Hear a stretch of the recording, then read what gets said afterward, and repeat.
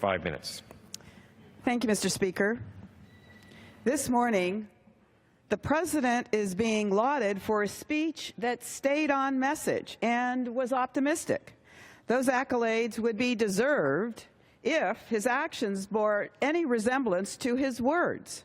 But instead, we are subjected to a barrage of third-grade sound bites, falsehoods, and half-truths, just like always.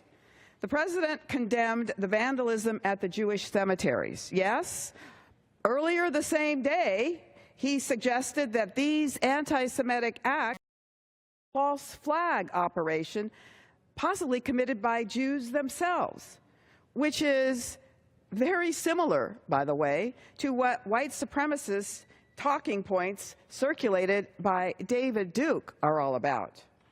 The President also condemned the racist hate crime murders in Kansas of an Indian engineer. But why did it take him nearly a week to break his silence? Didn't this act of domestic terrorism deserve a tweet?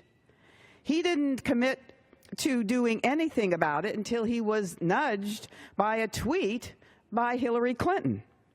The President says he wants to fix health care, but all of the House Republicans can agree on is to kick 30 million people off their insurance.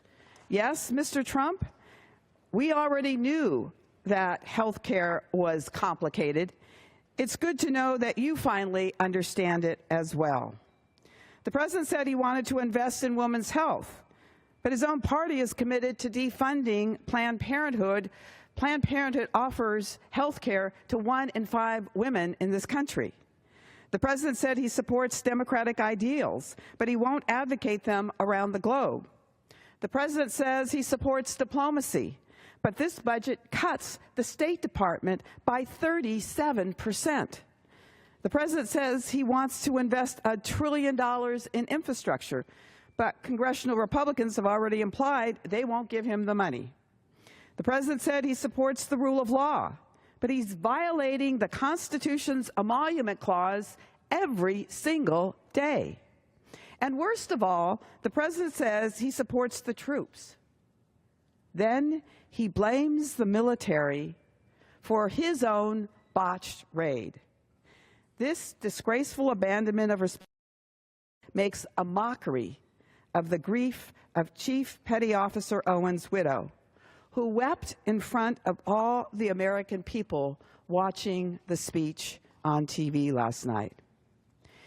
His comments earlier in the day blaming the military are really just indescribable. I agree that we must never forget Ryan Owen's sacrifice, and that is why we must understand the circumstances that led to his death and follow through with his parents' request for an independent investigation. This speech demonstrates that the President can read from a teleprompter that he so derided during his campaign. Last night he showed a calm and civilized face to the nation.